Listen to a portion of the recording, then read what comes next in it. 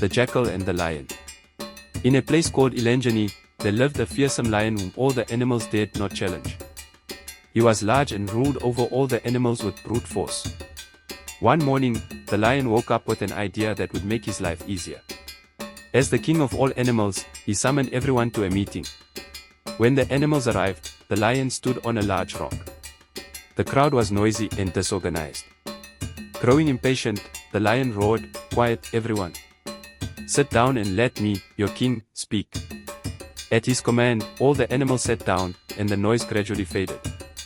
It was then noticed that the jackal and the meerkat were absent. The lion, unfazed, continued, "From this day onward, everyone must bring me food and water." The animals bowed their heads and, in unison, chanted, "Hail the king! Hail the great king!" Just as the chant ended, the jackal and meerkat arrived, panting heavily from their long run. The lion glared at them, furious. "How dare you arrive late? I will not tolerate such disobedience in my kingdom. Both of you are in trouble, and I will deal with you." The jackal, terrified, curled his tail and stood with his ears erect. The lion said, "Your punishment is to bring me wood for fire." It was decided that the jackal and meerkat would gather 6 piles of wood every day. Some animals sympathized with them, while others laughed at their predicament. The lion concluded the meeting, "You may now go and get to work." With that, the animals went their separate ways to carry out their duties.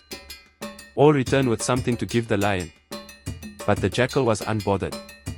He decided to head to the river for a drink. Nearby, tall grass offered a shaded spot where the jackal took a nap, enjoying the warmth of the day. As he slept, the meerkat appeared, already carrying 4 piles of wood. He was on his way to gather the 5th. "Wake up," the meerkat called. "Didn't you hear what the king said this morning?"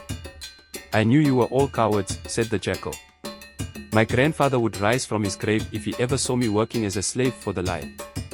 The meerkat's words didn't seem to affect the jackal. The meerkat, puzzled, wondered why the jackal wasn't afraid of the lion. What gave him such courage? What was his plan? The jackal, noticing the meerkat's confusion, said with a smirk, "Go and tell your king to come here, he must hurry." Without wasting a moment, the meerkat ran up the hill, leaving his wood behind. As he ran, he could hear the jackal calling after him, "I'm tired of being a coward." At the riverbank, the jackal paused. He gazed into the water and saw his reflection. Then he said with a grin, "Bingo! Let the king come, and we shall face each other." Meanwhile, the other animals continued working under the hot sun. They were exhausted, hungry, and trapped in the lion's tyranny. The lion, seated on his rock, noticed the jackal had not brought any wood. He wondered where the jackal was. Just then, the meerkat arrived, breathless from his run. "My king," he exclaimed. "The jackal is summoning you. He is challenging you." The lion's eyes narrowed in fury. "I should have dealt with that jackal when I had the chance," he muttered. "Where is he?" "The jackal is at the river," the meerkat replied. Without hesitation, the lion hurried to the river. As the lion approached the river, the jackal suddenly appeared, running toward him. "My king, I almost died today," the jackal cried. "While I was gathering the wood, I met another lion, as large as you, who says he is your brother. When I tried to explain that I worked for you, he threatened to kill me if I didn't leave his forest." The jackal continued, "When I asked him why he was so angry, he told me that you two used to live together as family, until you killed his son and banished him." The lion's face darkened. "Where is this impostor?" he growled. "He's by the river, my king," said the jackal. Without wasting any time, the lion stormed toward the river, the jackal following behind. The jackal cheered, "Come out and face me, coward." But as the lion grew closer to the water, the jackal fell silent, murmuring his praises. When they reached the river, the jackal said, "Get closer, my king. Look, there he is."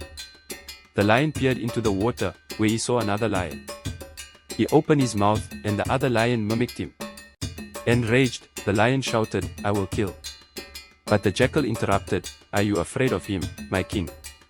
The lion wasted no time. He dove into the water, determined to confront his rival. As the lion struggled in the river, the jackal cheered, "Give him a taste of his own medicine, my king." The lion wrestled with his reflection, drowning in his anger and confusion. Meanwhile, The jackal rode on his back, laughing uncontrollably. It was then that the lion met his fate. The jackal climbed up to the large rock where the lion had once stood and declared, "From today, I will be your king both day and night." The animals, relieved to be freed from the lion's rule, eagerly agreed. And so, the jackal became the new king, and from that day on, he was the only animal privileged to howl at night.